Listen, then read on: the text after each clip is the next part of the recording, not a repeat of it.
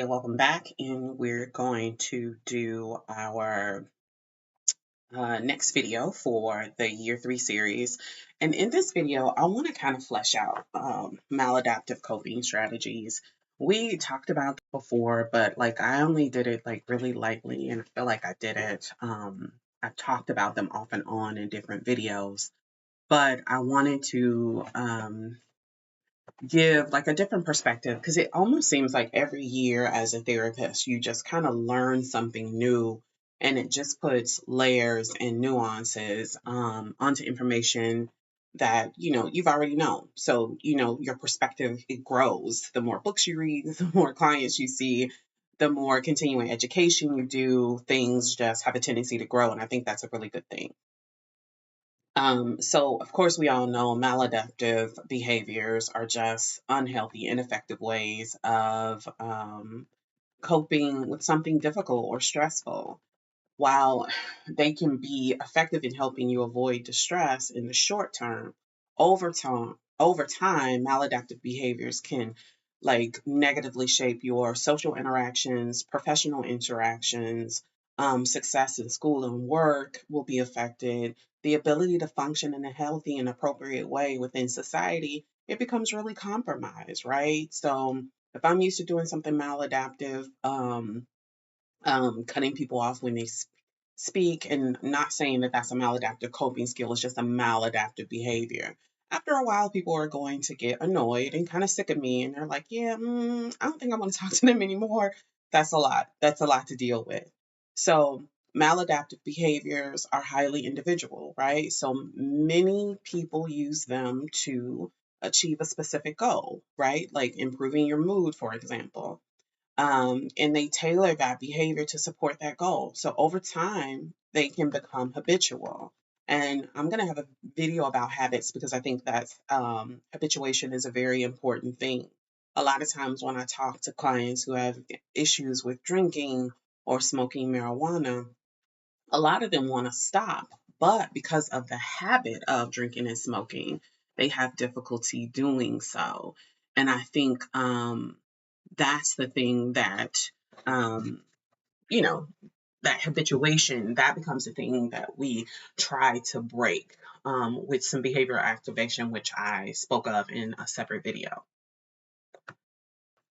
So what we're going to do in this video is just talk about examples of maladaptive behavior, briefly discuss the risks and the possible causes of such behavior, and then just, how to manage maladaptive behaviors, right? So there are varying degrees of risk and concerns with maladaptive behaviors, like the maladaptive behavior that I made an example of, cutting people off when they talk.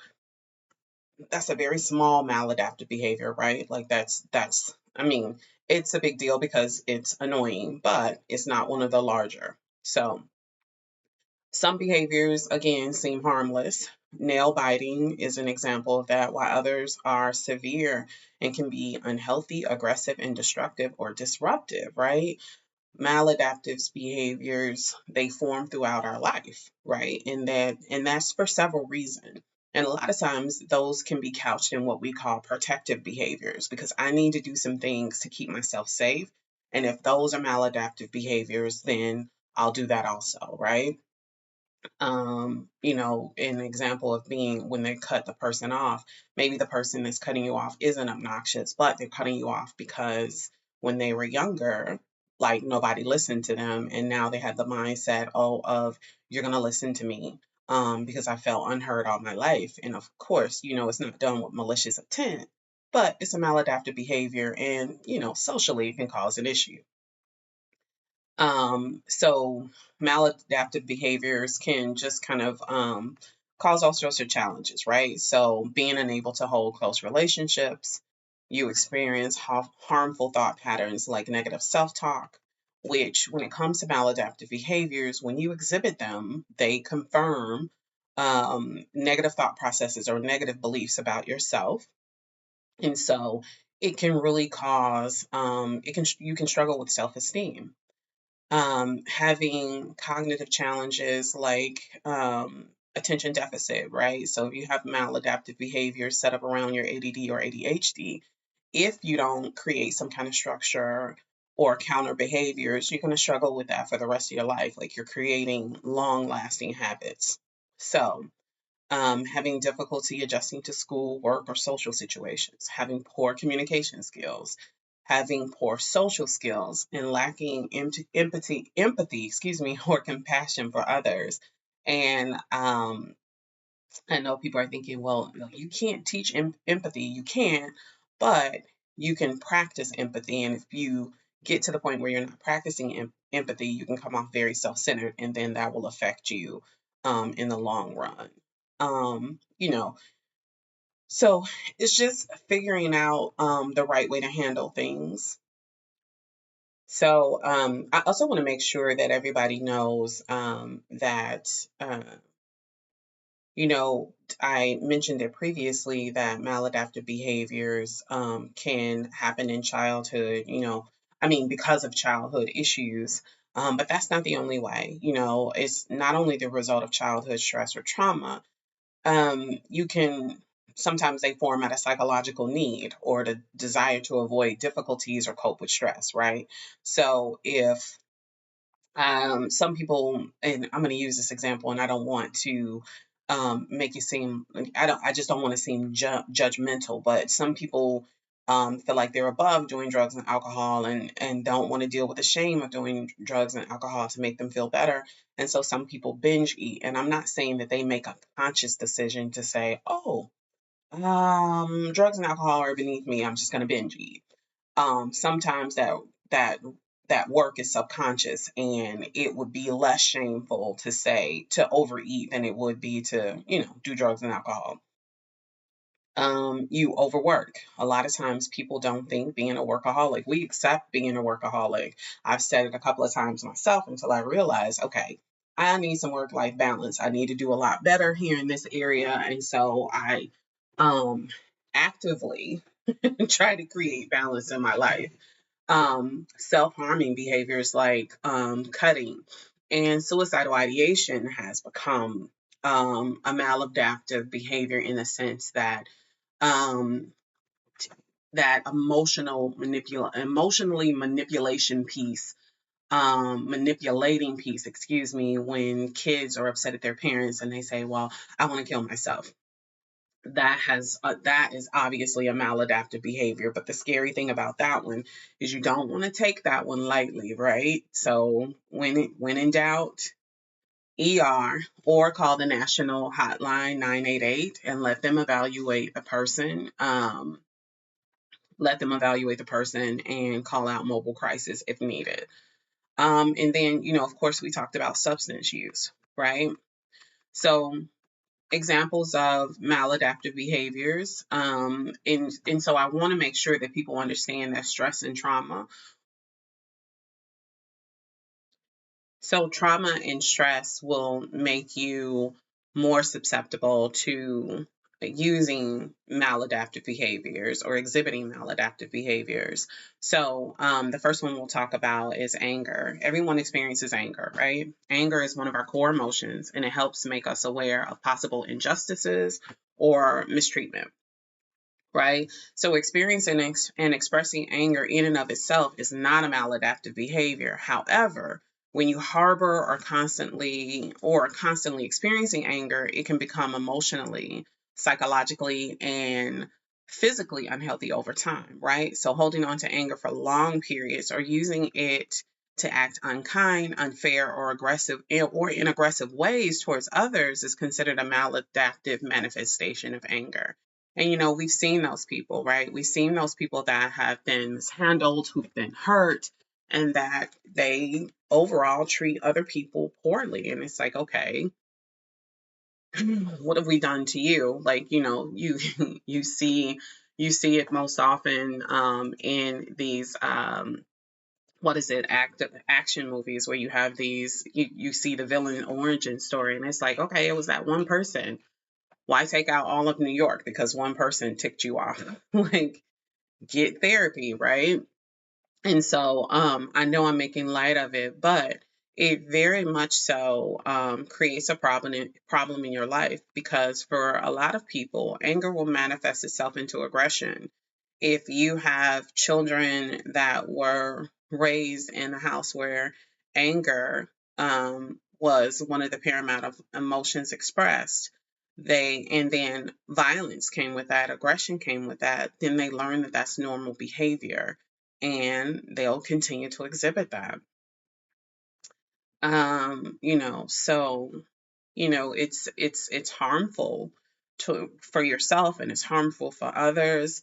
Anger, it can just really hinder you in certain ways, especially socially. Nobody really wants to be attached to someone that's quote unquote always angry, right? So daydreaming is also a common way to display maladaptive behaviors. And I know most people wouldn't think that this would be an issue, but take it from a fellow daydreamer. When I was younger, I daydreamed a lot. It really just helped me to escape the idea of my life. And I know my life was an idea, but that's the way it just seems right now. Like um, I just could not deal with the stress of living in my mom's home, the stress of other things that were going on in my childhood. It was just absolutely too much, right? So, daydreaming, again, is a common way to get lost in thought or find distraction, and most people spend at least some time each day daydreaming. However, daydreaming can become a maladaptive behavior when it takes up most of your time, to the extent that it becomes intense or disruptive. My daydreaming was very much so disruptive. I daydreamed a lot at school, which I don't know why, because school was actually a safer place for me. So I would think I would daydream more at home. But I feel like because I had to be hyper vigilant at home, I didn't have time to really just kind of daydream. So, maladaptive daydreaming causes you to get so caught up in your daydreams that you may speak out loud, give voices to the characters in the daydream, and act out different roles for those characters. So, absolutely, this resonates with me because I did this a lot. Maladaptive daydreams are often used to escape stress or trauma. So, those who engage in this kind of daydreaming tend to daydream for hours at a time. You might have difficulty sleeping, or you'll often find it challenging to focus on daily tasks due to the desire to continue daydreaming. That one again resonates with me fairly loudly, because I definitely had that problem, but because I lived in the home that I lived in, it was so much easier for me to just go away. It's what I called it. um Um, Another maladaptive behavior is passive aggressiveness, right? So, this behavior is considered an ineffective and non normative way of communicating, right? It tends to occur when a person experiences feelings of anger, frustration, or irritation, but does not choose or want to engage in an aggressive response, right? Um, Instead, the response usually comes across as indirectly hostile. So, passive aggressive is definitely a maladaptive behavior. And, a lot of times with this behavior, people have a tendency, because it's so passive, people have a tendency to feel as though you wouldn't recognize it. And it's like, hello, the way we're set up to identify aggression. It doesn't have to be direct aggression, even if it's passive. Our bodies and brains are set up to clock it. So I know what I'm feeling here, sir or ma'am. um, it's just absolutely maladaptive. It's not a clear or direct way or a consistent way to communicate with others, and it can lead to misunderstandings and feelings of being indirectly attacked, right? The example I just said, like, I can clock it. So don't make me feel crazy because I recognize your passive aggression. And if you try to make me feel crazy, there's some level of gaslighting attached to that. Like, you don't get to be aggressive and then gaslight me. Like, I didn't understand what that felt like. You're especially susceptible to recognize it for what it is if you grew up in households where you just understand aggression. There's some things as a child of abuse that I automatically understand because I grew up that way. And my friends will say, "Why is that bothering you?" It's bothering me because I've seen it before and I know what that feels like. Let's get going, right? I don't want anything to do with this. Let's leave. So, um, I often talk about this next one, like safety behaviors. I often talk about safety behaviors in session. Like I'll talk about safety and protective behaviors. It's really important for people to understand that in life, those things are necessary for us when we are trying to survive traumatic or stressful situations. But however, once we're out of those situations, we have to ask ourselves if they're necessary, right? So I'll give an example of when it's not necessary, like when you can just kind of let it go. And I often have this conversation with clients. So safety behaviors are actions taken. Actions we take to avoid a threat, right? Such as seeking shelter during a thunderstorm. These behaviors are meant to keep us safe when danger is present, for the duration of the threat or risk, right? For example, with anxiety, safety behaviors can result from the belief that the threat exists even when it doesn't, or can continue long after the threat is gone, right? So these are considered maladaptive safety behaviors because they provide the continuous feedback loop in non-threatening situations, right? Like being in a social situation is actually dangerous and therefore prevents you from experiencing alternatives to that fear-based conclusion, right? So maladaptive safety behaviors are typically present in people with high levels of anxiety. And a lot of times you don't clock anxiety because we've talked about this before. You don't clock anxiety because for some people it shows up as anger and aggression, right? So if a person that's angry doesn't clock themselves as an anxious person, it will set off things. It'll set off a response, and people will be like, "What the heck did I do to you? Like, what's happening here?" Like, all I said was good morning, and maybe my inflection was a little bit high or whatever. I don't know, but people have a tendency, to just quote unquote pop off, right? And so, again, if you don't recognize that as a safety behavior or a protective response, you'll continue that throughout your life. And then people will view you as this angry person that you're not. You're actually just someone who has an anxious trigger that looks aggressive. Um, and I often tell clients, if you don't need that protective or safety behavior anymore, let it go. Let's talk about ways that when we can express our anxiety in a different way, that we can acknowledge our anxiety in a different way.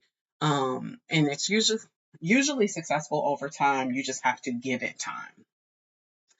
So another maladaptive behavior is self-harming. Like those, we've heard of people self-harming. It's become so prevalent now, especially among young people, that you now know someone in your family that's struggling with self-harm.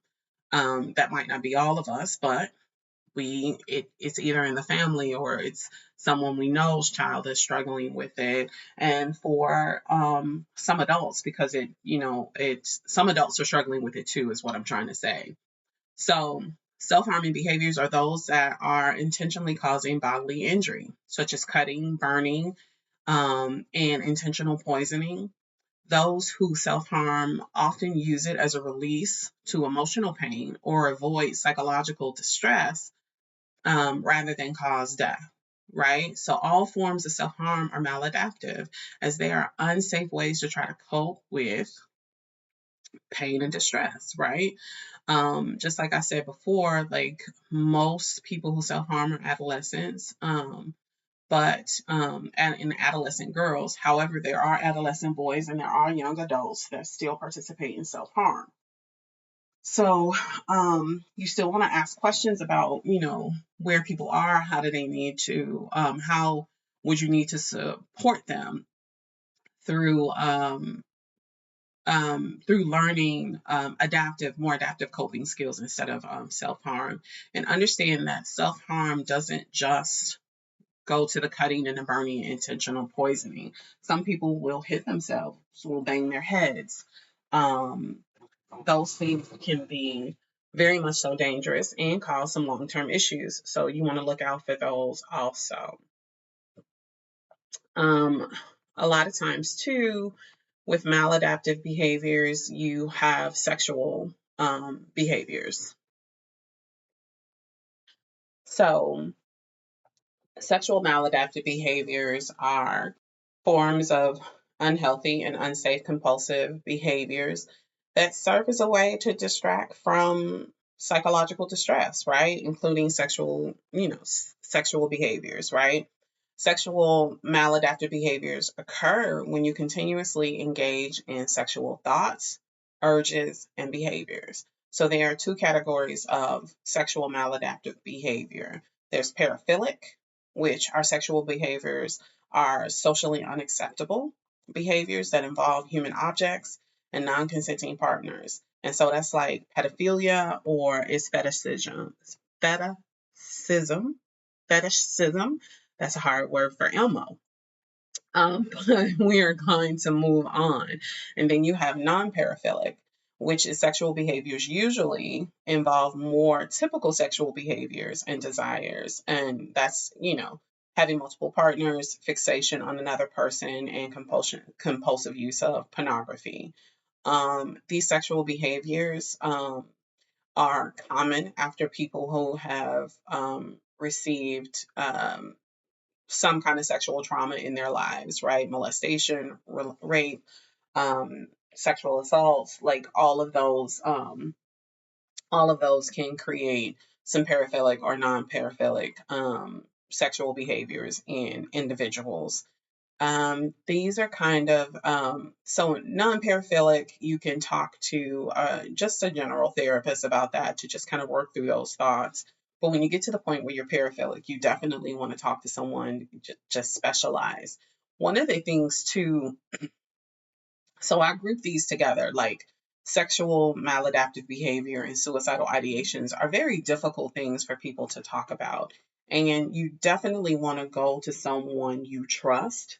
You trust not to judge you when it comes to discussing these behaviors, because that's going to be the thing that hinders your treatment. I've had clients before who've just kind of had these really, negative non-paraphilic sexual behaviors, but they don't want to talk about them. Like I had a molestation victim that was actually having um, sexual encounters with a family member and didn't understand why that was so. And it was gotten to the point where it was just really obsessive. But it was obsessive because their sexual schema was skewed. And that's a whole other conversation. So I don't want to go down that rabbit hole. But I wanted to share that so that whoever's listening, if they're having struggles with sexual maladaptive thoughts and feelings and desires, to understand that sometimes that happens when your sexual schema is skewed, and it's a conversation. It's a therapist out there that can help you through that. The other one, another I'm sorry, I almost said paraphilic, but another maladaptive behavior is substance use, right? So substance use is really difficult, for a lot of people um, to just kind of reconcile, because substance use has become common in this society, right? But when you get to the maladaptive coping, um, it's a person is using alcohol, drugs, or other illegal substances to cope with psychological distress, right? So often those who use the substances as a way of coping do so to avoid negative thoughts or difficult feelings. That's when you get to the point where you are creating you're setting the stage for substance use disorder or addiction. And so a lot of times you can't use substances as a way to deal with those feelings, because It's just sets up, again, another negative feedback loop of when I feel bad, I will drink, I will smoke, I will take drugs. So, for many people, these thoughts and experiences, like these difficult thoughts and feelings and this trauma and stress, again, it starts at childhood and it continues into adulthood, right? And it using substances will help you suppress guilt, anger, anxiety, depression, and embarrassment. However, the downside of that is that you will be addicted to drugs or alcohol. And a lot of times, I always tell clients what's concerning to me in regards to substance use to manage your difficult feelings is it doesn't concentrate in one area and just kind of stay there. Like I can smoke a gram of weed, well, less than, I don't know. Um, I can less, however, what a small amount of marijuana is, because I have no clue, but whatever a small amount of marijuana is, you're not going to start there and stay there for like 30 years. It's going to escalate, right? If you don't have any other coping strategies, you're going to have to smoke more and more marijuana or take more and more pills to feel better in the long run. Another maladaptive behavior is withdrawal, right? So social interaction is critical to our mental health. We are creatures, well, not creatures, but animals. And biologically, we're animals. And so we are, we're just kind of created to bond. Pack behavior is very, very common. If you go to any high school in America, you will see pack behavior, and the kids that are outside of that, outside of the pack, you can absolutely see how it affects them mentally. So, if you look at any kind of National Geographic, a lot of animals are hanging in packs. You don't see very many um, hanging out on their own, right? So understand again that social interactions are critical to our mental health. Though the degree to which a person wants to engage socially with others, it varies from person to person. I am what's considered an introvert. I don't need a lot of social interaction. If I go out and I get some and I have some fun, that might last me for a week. Right? I'm coming in, I'm refilling my social battery, getting some quiet tea, putting my feet up, whatever. I don't need a lot. But then there's some people who need like everyday social interactions. I had clients that really struggled over COVID because they couldn't go out and enjoy themselves and spend time with people. I mean, it was a struggle for them. So just understand that not everybody's the same. And so those who withdraw from others are likely to experience negative impacts on their mental health and well being. And that's just like the example I used with the kids that are, just kind of ostracized, right? So with social withdrawal, a person avoids approaching and interacting others, of course.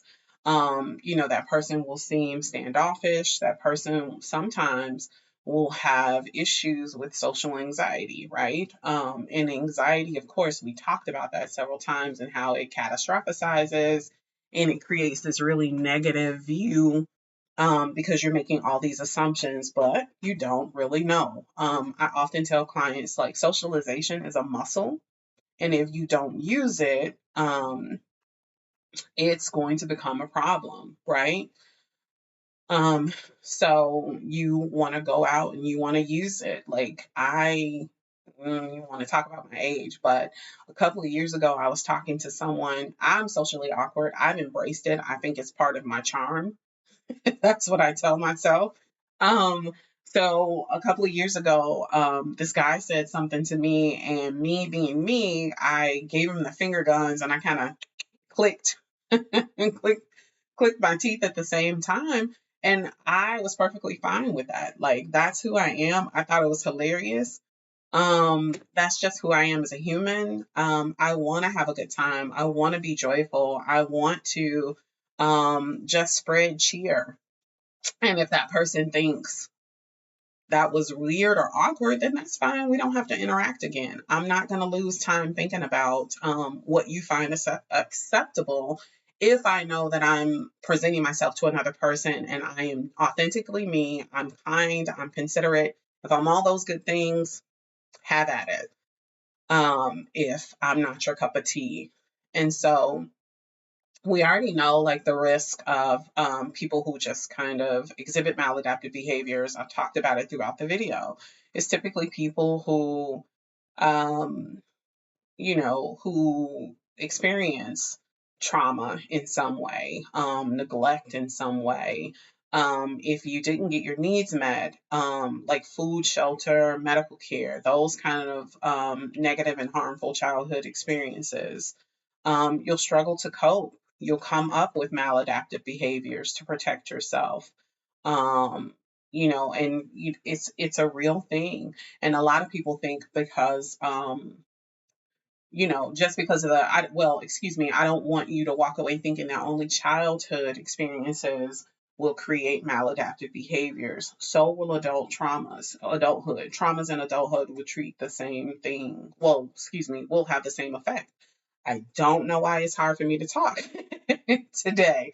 But yeah, so, just be aware of those maladaptive behaviors and trying to change them and doing something different is really just recognizing them. Like the first stage of me talking to clients about like how do you change this behavior, how do you just kind of reset these behaviors. A lot of that, I mean, it takes time, right? Going to therapy, talking through those traumas, and then just kind of working with someone again you trust to identify your triggers, say, let's do this instead of that.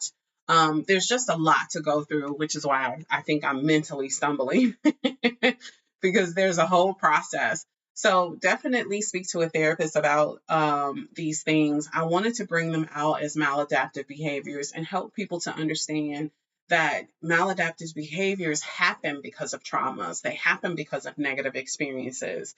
And you're not this bad person because you display these behaviors.